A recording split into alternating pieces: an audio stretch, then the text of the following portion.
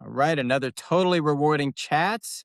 We're in the middle of summer, and Paul, I hope you have some AC working out in Chicago. It looks like it's slightly balmy out there this It week. it's only gonna feel like it's 104 today. It is a true melt the human experience if you spend any time outside for sure. Yeah. I will say, for I've been, I think we 40 years since I met my wife or something this summer, and I don't get many kudos, but I put in a split AC unit last year. And I don't get many, but that's evidently one way to go get one is when it gets to be super warm. Yeah.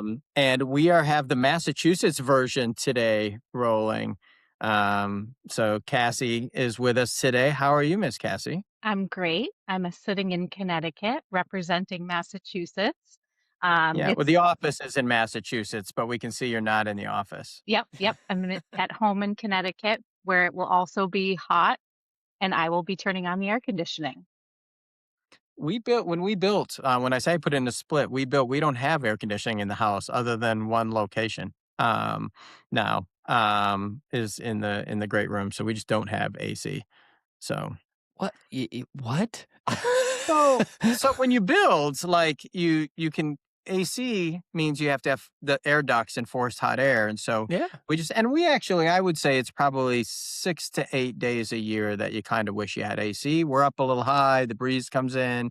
It's actually during the day in the one room to which I solve that problem, and actually it heats in the winter off electric instead of the boiler, and we have solar. And since I have two daughters who are saving the planet All uh, right. at a go, I need to use the solar. So actually, we don't really miss it, except this will be the week where you're like, we miss it. The other thing, weird personal information. We live in the middle of nowhere, as Paul has pointed out. Um, we don't have shades in any of the rooms. Like, there's no because if someone's looking in, that's my second biggest problem. Is if they're looking in the house. And so we don't have shades. And so there are a couple rooms that the sun beats in, and you're kind of like, actually, next year, it's always next year we're going to get some shades for these couple rooms. I also don't have Yeah. air conditioning. I have it in one room, but I have a sycamore trees around the house, so it shades the whole house. And I Do you turn let the Yeah. kids come in that? Do you let the kids go in that room with the AC, or only if they behave? It depends. Yeah, it Yeah. depends. Jeez, this is so foreign to a Chicagoan. Like the concept is not translating and not having shades, I feel like would teach some behaviors that are regrettable then when you like travel, right? Like you got to remember to pull the shades closed on the hotel. Now Otherwise, we built when we were older, so that's true. That is true. When we lived in Vermont, we had shades, and I have two daughters. Actually, I should probably care about my son too.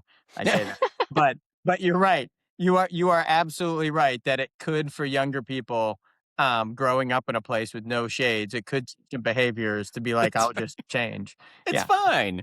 yeah. Yeah, anyway, I not I to had not thought we had not thought that we should have called you, Paul, when we were building to be like, what are the pros and cons? I have an 11-year-old and a 7-year-old that have no problem sort of walking around in fashion that probably, I'm glad we have shades. Let's put it that way. So We do get when we have guests, so we have two rooms on kind of the guests, but we do get people ask how the shades work, and we're like, there aren't any. And then you can see the gears processing, like, I face kind of where the road is 150 feet away, even though there's trees in the way. And I'm always like, they're like, people can see, and I'm like, won't be people, but I don't think the animals care. Um, so, give us your bio, Cassie, before we jump to the speed round of questions for you. Give us your background and where you're at now. Sure, yeah. I have been in the human resources area for about 20 years, started in a corporate setting in hospitality, which was the best thing that happened to me in my career because it was the Wild West. But I also, because of that corporate experience, I was able to gain a lot of best practices, and then moved into consulting in small business about 15 years ago. And that has been such a rewarding experience. And focusing on all areas of human resources consulting and small business. Specifically now, I'm really focused in the total reward space and I'm supporting the Employers Association of the Northeast with their Total Reward Solutions. And that's a member organization based out of Springfield, Mass. So focused on supporting small businesses in all areas of HR, specifically total rewards. Um, every time you tell me, so I don't want to get in trouble, Cassie, but every time you tell me you've been in Total Rewards for 20 years, um, you do not look that if people are on YouTube, like you get me every time. It's the And I'm skin like, cream. It's I the can't skin believe cream. I'm like, I don't know what kind of high school internship program they had rolling, but like that gets me every time. Well, I'll give away Um, my age, but I started before I was 21, so I couldn't go out after work with my coworkers that I just met. But so how did you get into HR? Because this is always a thing. HR yeah, chooses you. How did you get into HR? I grew up wanting to be a nurse, taking care of people. Then I kind of realized that needles and blood was a problem for me. I had been touring nursing schools and realized that it I was not going to be cut out for that type of work and started in hospitality, specifically in hotels, and found that there were a lot of things about it that were similar to what I wanted to do with nursing. Um, and in hospitality, really loved the operational side of things, but was tapped on the shoulder at some point. And that mentor at the time said, "Why don't you come work in try this out and see if you like having internal customers as much as you do external." So, um, Huh. kind of had an opportunity where I was mentored by several really smart people who were very patient with me, and I never left. Okay. I will also add to her bio. So, Cassie had the unlucky for her, lucky for me moment that we founded the Total Rewards Association in Northeast, a new World at Work affiliate, this year. And when I say we, and Paul will jump on this right away. Cassie's done like 95% of the work, so like she's been making it roll. Um, so which is new and super cool. And I will say, actually, doubles down on every time I say how much work there is, because I do think I don't think I understood how much work there is actually, getting this Mm. going until you get one going. And we've been lucky enough to have Employers Association in Northeast kind of helping with some of the structure. So, and Cassie, just so you know, Paul was the president of the Chicago Comp Association for a while. So it's not like we have to sell Paul on it. But I just like to reiterate for when people go. So the speed round, are you ready? Are Sure. you coffee or tea?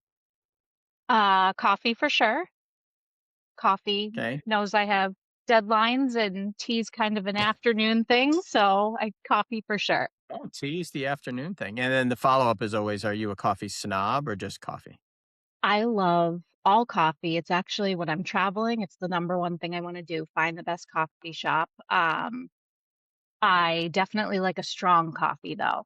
So not a Okay. snob, but it's got to be bold. Okay. Gotta be bold.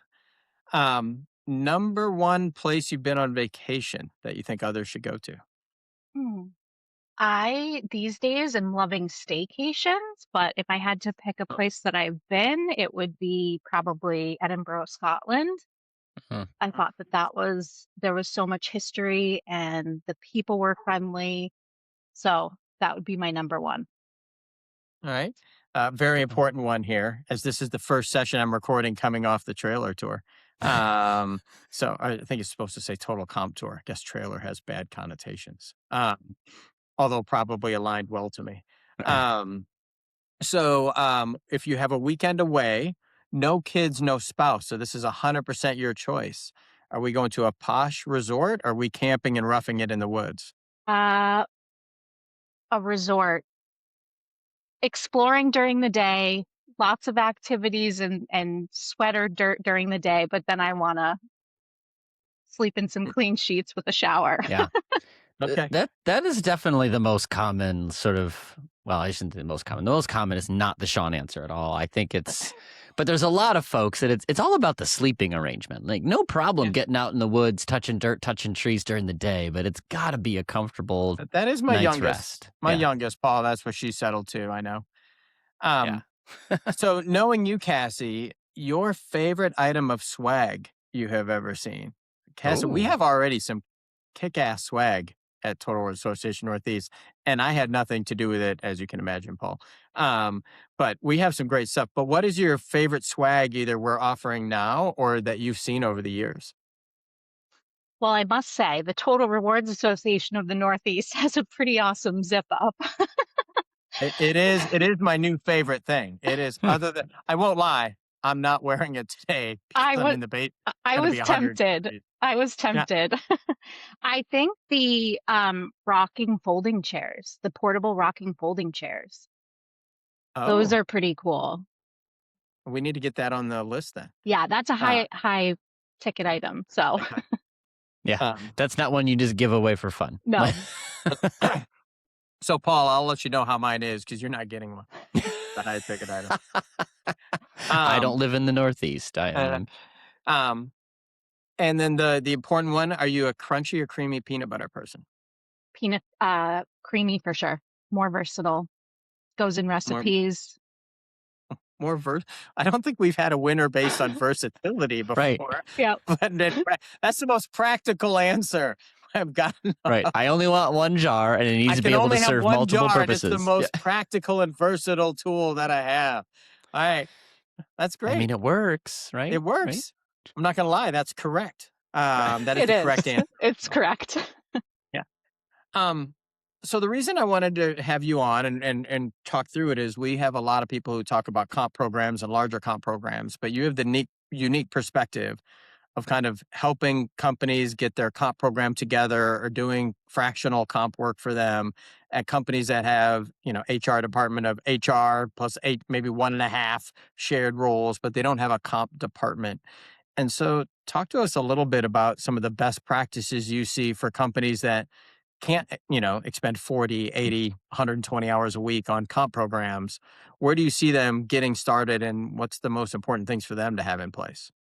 Yeah, I think the work that we do with small business is definitely the most rewarding work, in my opinion, because it just has, specifically in the total reward space, an instant impact to their group. Yeah. I think that most of these small organizations, business nonprofits, they most often can lack structure and architecture and scaffolding, and helping to really solve that piece of their business, right? Like as drilled down to helping them build out job descriptions, organizational design is the piece we always seem to start with. I think a lot of small businesses are flying by the seat of their pants and making comp decisions as they go, right? It's a throwing a dart at the wall. And so really helping them to round out what are the jobs that we actually have. There may be three that are dissolved into one title and one person. But what are the jobs that we actually have, and how can we put some structure around the description so that we can really understand how we should be paying people?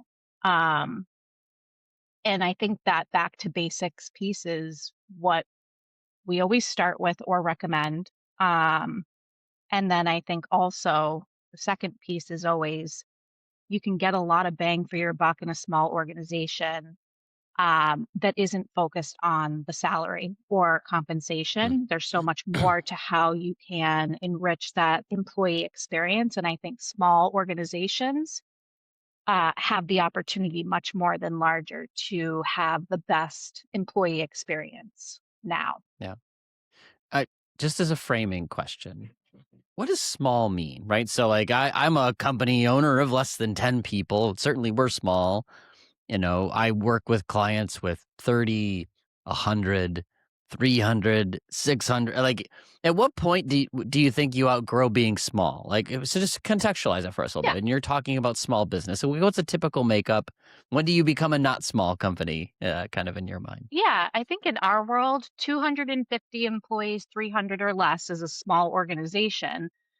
However, we work with so many organizations, they don't have an HR individual focused on Yeah. this. They don't have someone who has experience in this place, and often the owners or a director of Yep. ops in that 75 employees or less or 100 or less. That's, those are a lot of organizations that we're working with. I think for me, in my experience, once I get to 75 employees, I need at least a part-time HR person or someone focused on payroll, Yeah. employees, and that function. Yeah. But 100 or less, it's like often there's no there it's operators and business Yeah. owners. Well, and that helps because where I was thinking is you're talking about structure, right? That I don't work a ton with really small organizations, but those where there's 30 employees or so, like structure is really hard because people do like four different things, right? There's no such thing as like a pure play person. Everybody is just a worker. Well, Um, and they you have know, yeah, and they have, as I tell people, like, they'll have payroll, which you have to run, right? Or people find you, potentially comp, they have benefits, they have time off, and they're probably running shipping on Friday afternoons, right? right? Like, I mean, they end up to these weird hats, right, that Yeah. go into their jobs, and that just describes them, but also to your point, Paul, like, someone's doing multiple hats. And so, yeah, my thing was kind of like, how do they even benchmark roles like that? And how do you create a job architecture? Because you can do that individually because you got this small, unique company that has a unique pile of humans and a unique locations, which creates these unique roles. But how do you translate that to an external job matching process? Because which gets into the whole do you do hybrid jobs discussion? But like how do you do that?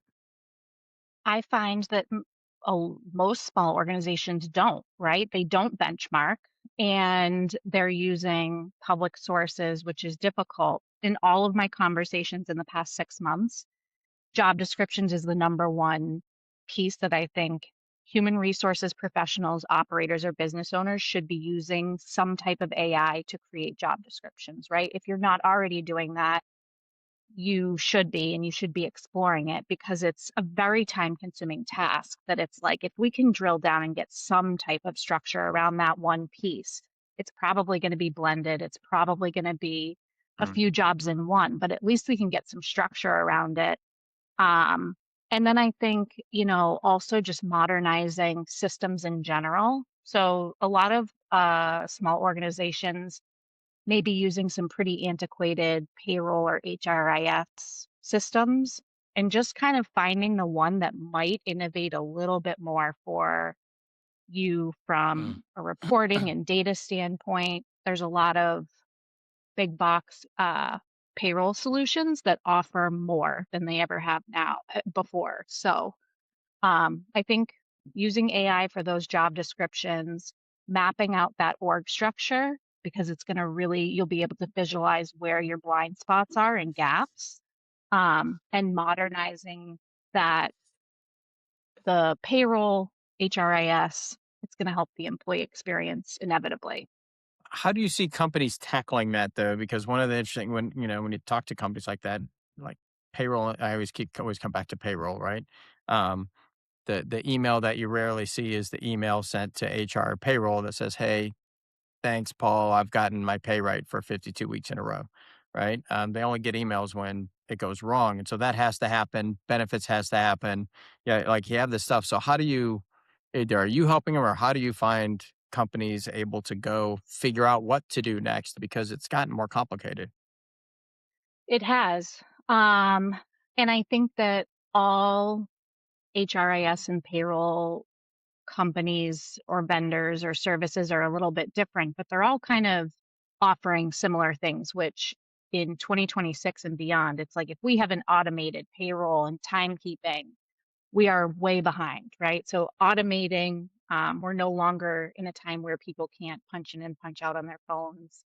But automating, streamlining, and getting digital is good for the employee experience. It's providing a safe place for data for the organization. So I think we we do offer implementation work, but there's a lot of support now, I think, for companies, small businesses that don't have that HR person to get Mm. support within the implementations. Do you see it with the evaluation too? Is that kind of where you see it from the help us with the evaluation through just because Absolutely. they don't have the time? Yeah. What's your Yeah. workforce? What support do your managers or supervisors need? And what's going to be the most streamlined for your employee base? And then talk a little bit about benchmarking because I think that in that size, it's really interesting. So, as you know, we didn't mention, we should have. Cassie is now an approved teacher for World at Work class. Which class? Courses for the CCP Yeah. and a Okay. couple of the in-person day classes, the essentials classes, which is exciting. Okay. Um, so talk about marketplacing because obviously you know then that World at Work suggests three sources, et cetera. But what is kind of standard operating procedure and kind of suggested best practice for how you would benchmark or if you benchmark in companies that have 50 to 150, lives? Yeah, I think for small companies where we keep talking about job blending, and it's like we're talking about it because it's happening for these small companies. And so if we look at some of the public sources like ONET, which that's what companies are using, public sources, right? Department of Labor, those are great for some jobs, right? They're actually really great for some jobs, but they're broad. And when we have jobs where you're wearing a lot of different hats, we're not going to find accurate data on those public sources. And so I think um, inevitably we're going to have to purchase data somewhere, right? And whether that's with a platform or through a local association survey. You have to kind of make an assessment of what data is going to be most relevant to your organization. But I think the most important piece, because this is a conversation that I have daily, most small organizations benchmark to title rather than the actual description, right? And a marketing manager for a small company of 40 employees or less is going to be paid wildly different than a marketing manager with higher responsibilities in a bigger organization. So really just digging into what are the functions rather than the title. Right. So two things come from me all the time. Actually, I had one question already, but I'm going to hold that for a second. How do you communicate that? Because, I usually joke about the VP of tech at a 30-person company that has 25 vice presidents, two admin assistants, and three C suites. And then when you tell them, well, you're not the VP of tech, you're more a marketing manager, they're like, well, no, I'm a VP of tech, and not only that, I do more with less. Like that's the follow up to that. So how do you have those discussions with companies to help them level set? Because it becomes personal really fast when you have to go say, Sean, I know your title says VP, dude, but like you got six developers. You're a software manager, and so how do you broach that, or how do you find companies dealing with that issue before you go? We talk about market pricing. I think that's where I spend most of my time. So many companies used to use point factor systems or evaluation systems that kind of helped guide them. And if we're using market analysis, which most companies are, it's a little bit more difficult for these employers to separate the incumbent from the analysis and what we're actually benchmarking. And that's the conversation that we consistently have. Are we talking now about the incumbent, the person in the job, the specific individual that you're working hand in hand with? Or are we talking about if that person was gone tomorrow, what's the profile of the person you'd hired the next day, right? Like what is it? We know that this person that you work with has all of these qualities, and potentially those are not even a part of the description. But if that person left, who would you be hiring tomorrow? And I think it's a really difficult thing for employers, especially in small organizations, to wrap their head around. I also think having some type of a visual of that range with some parameters for whoever your decision makers are to really say, you know, the percentiles of the range are X, and an individual in our organization who's developing early career is going to be paid this. Someone who's meeting the job description, they are an exact representation of what the job is is going to be paid at potentially the midpoint or whatever that strategy is, but really having some type of a visual and parameters to help Yeah. guide so that every decision is consistent. Yeah. Now my sample of small employers that I work with is admittedly biased in that it tends to be well-funded, like quickly scaling organizations, right? So they're not expected to be at 30 or 60 employees for long. They've got a roadmap, they've got a plan, an ambition to be bigger. And I offer that as context but I'll get the pushback, which is, yeah, they might only have 6 direct reports today. They're a software manager-ish, but they won't be, right? The CEO will say, I still need Yeah. them to have that vision. As we are scaling, it will grow, right? So I often find, and I'm just curious your perspective, like, how temporary versus permanent is that situation? Because I think that complicates things in smaller organizations more, because it often is about the person more than the job, because the job's not going to be the same job in Yeah. 6 months, a year, or 2 years in those sort of scaling environment. So again, coming from a place of bias, but I'm curious, like, do you see that as a different perspective? Do you have to approach that situation differently given that they don't think they'll be small for long? I work with organizations who have growth strategies and objectives and those that are maybe Uh-huh. in decline or mature stage. But what you just kind of talked about, focusing on the individual, that's really where small businesses are going to make their progress, right? Because matching small businesses matching a larger organization dollar for dollar with base pay isn't going to happen. It's not realistic, nor should they strategize that way. But if we think Mm. about the attributes often of employees in a small business, they have an entrepreneurial mindset, they have ownership mentality. They're Sure. typically self starters, mission driven, innovative thinkers. And so if we strategize to be maybe lagging the market with our compensation, let's give someone a true career development plan that may not have a total cost, but's focused on that individual, enriching projects, the Sure. ability to stretch and grow and give them job security through that career development plan. Mm. Sure. I do think it's important though, like some of the things I see in small businesses in the market pricing piece in particular are kind of two issues. One is the hybrid piece. Hmm. And I think they over index on hybrid roles. And I think this happens not just in small codes, but large companies, right? So like you got two different roles or two different hats or three different hats and they market price and they blend jobs. And inherently that lowers the rate and people going, which is great for the company because they're like, actually, you're only doing these jobs. But when they go market price themselves publicly, they're like, they'll go to the job that pays the most. And so, are you seeing companies do that? Basically, say you've got a hybrid role, we're going to pay you at the higher of the two skill sets because you have to or they'll leave. The other one that gets me, you can comment on either one of them, is when they index the size. To your point, I think you want to index the size, but that's not where people go, right? The employee is not going to be like, I'm only going to look for a job between 50 and 99 lives in the manufacturing industry in this place.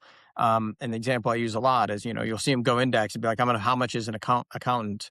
And they're like, oh, well, we pay, 65th percentile.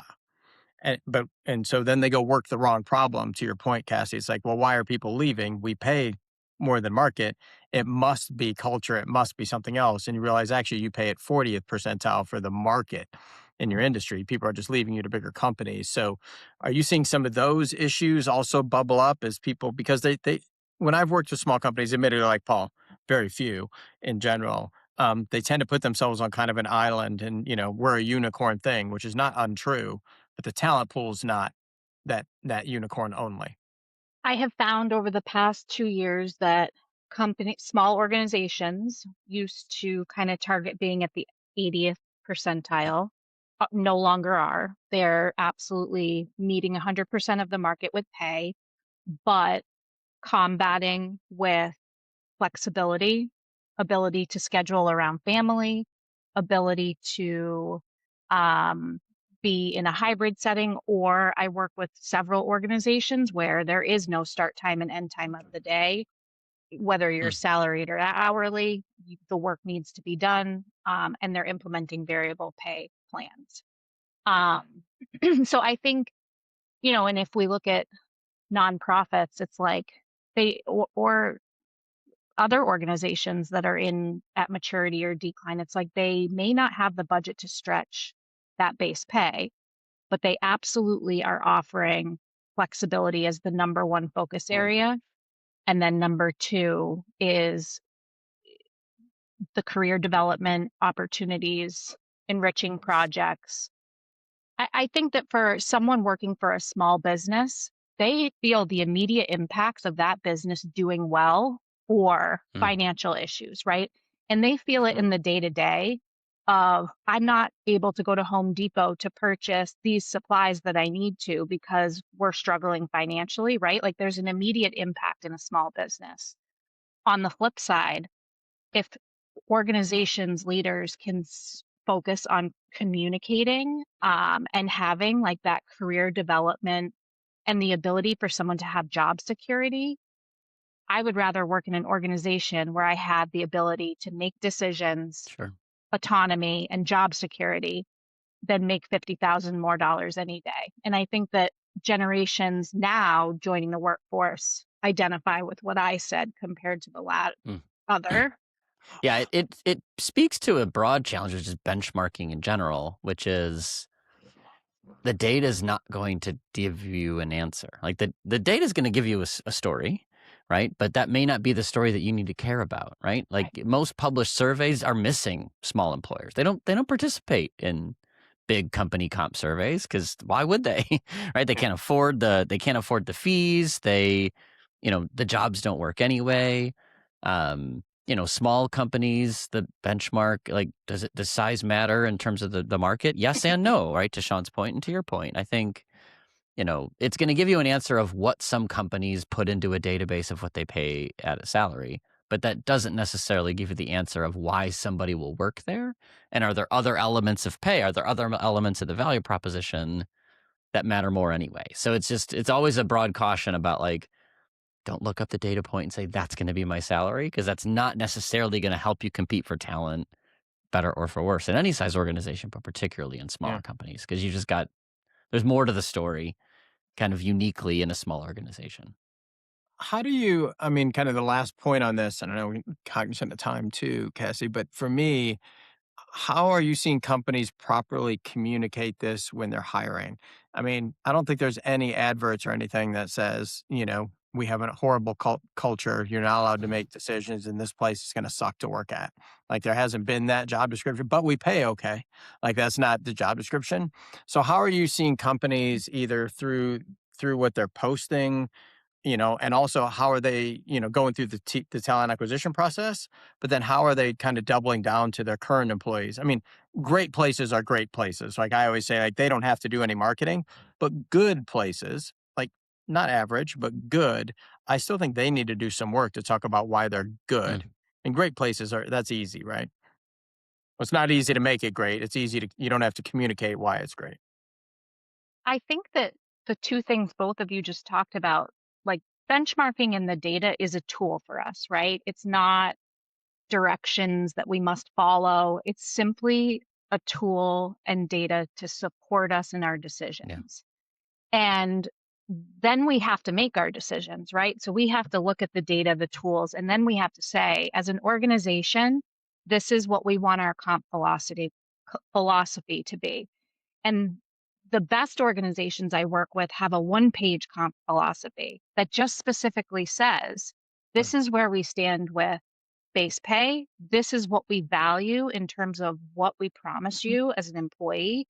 And that one-page philosophy, partnered with the data and the ability to make informed decisions, allows business leaders and managers and decision makers to feel pretty confident singing the same tune in a lot of different ways, Mm, in an employee handbook, in an offer letter, in the interview process that specifically outlines what that comp and career trajectory looks like. So I feel like if we have job descriptions that are solid and accurate, and they're truly about the job and not the employee in the job, we can create our structure and our scaffolding, we can get the data and the tools so that then we're able to make some decisions and say, this is how we're approaching comp and the employee experience. And it's simple and not a complex communication piece. Are you seeing the one I'll kind of not the last question because I always have the same last question, Cassie. But are you seeing companies that size open to change to up their game on the comp and side? Because the traditional knock, right or wrong, is like we've been doing it this way for 30 years, 20 years, and it's not broke. So are you seeing them open to the change and the tools? Because, I know you mentioned there's some old HRIS, but I would assume almost all the comp is done through the world's number one software. Like, is that, are you seeing them open to change on tools and methodology? I think that transparency laws are forcing that a little bit, or at least forcing people to ask questions to say, what am I doing here? What range am Mm, I posting? What am I required to Uh, do? But I do think that recruitment and attraction and retention is the number one pain point for at least the organizations we work with. And so they're having to ask themselves why. And it always kind of comes back to the employee experience or the pay, right? It's either one of those two things. So yes, I think employers are pushing forward to innovate, but we definitely still work with some that are not ready, and they're either going to get ready on their own or they're going to be forced, and then mm.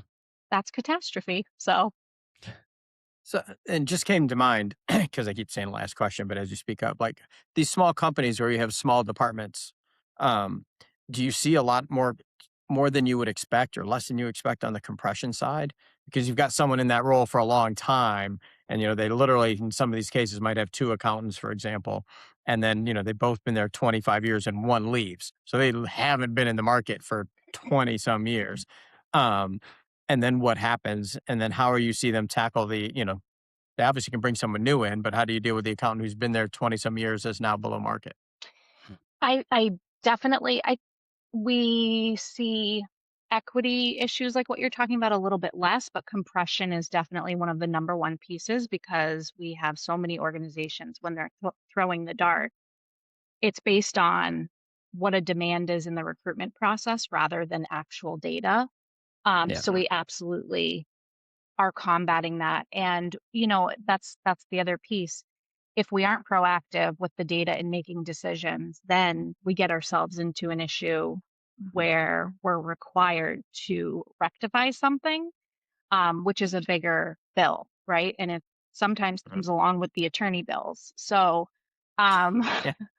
Right. that proactive piece, I think, has been adopted over the past year a little bit more.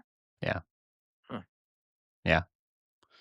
Yeah. Transparency in particular is the thing Yeah. that's changing sort of what works, and the threat of litigation has always been a thing, but As I think always. there's new threats, and hopefully that opens up. I mean, I say it as hopefully that changes the willingness to embrace a more transparent and equitable approach. Even if it feels hard for a small business owner, where that can feel heavy, it can feel like a loss of control, but it's a good answer for workers, and it can be good for them if they kind of Well, see I the mean, it's broader their picture. money, right? I mean, that's Yeah, always the thing, right? I mean, a lot of these are private companies and it's totally. somebody's, you're paying somebody, they're not making, they're not getting as much themselves. So it Yeah, becomes super personal, which I think is while it's personal when you're working with the HR or head of total rewards at a large company, it's not their money. And so I think that's where working with these small orgs gets even trickier. totally. So the question we end with all the time, Cassie, is if with all the HR issues out there, if you could solve any one HR issue automagically, our highly technical term, what would you solve? I'm not prepared for this question. Uh, And uh, which is on me. I will buy you 20 or 30 seconds saying I won't lie. I don't usually spring this on everybody. Uh, so feel either special or that I screwed up, Cassie. Either one of those in this particular case. yeah, But that's as much time as I can buy you. yeah. Um, I think it would be to for managers, business owners, and those decision makers to just be a little bit more curious and ask more Hmm. questions, so that our relationships can get a little bit better in the world of work, right? And in the workplace. Because if we ask questions and we're curious and we're digging into the individual and we're really wanting to get to the root cause of whatever the issue is, um, often we can make a lot of progress and have some epiphanies. So I think asking more questions, being able to say that we don't know the answer in the moment, and humanizing that relationship a little bit more. Oh, that's awesome. Yeah. Heaven forbid HR have more human in it, right? That's what Yeah, so we spent a lot of time talking about the resources and not the that's human side, you know, right. which is great. I really appreciate you coming on. Hopefully, everyone gets to see how lucky I am to have worked with you on the Rewards Association Northeast. Paul will remind me later of how I, perpetually find people significantly smarter than me as my standard operating procedure. Um, Thanks for so I having really me. appreciate it. Yeah, I really appreciate it. Cassie's easy to find, Total Rewards Association Northeast or Cassandra Vaughan. And we will let you go. I guess you're picking up kids versus leaving them in the 100-degree heats. Those are the choices. Exactly. I'm out of here. All Priorities. right. Thank you Thank you, so All much. right. Cassie. Thank Thanks for you. your time. Okay. Bye bye.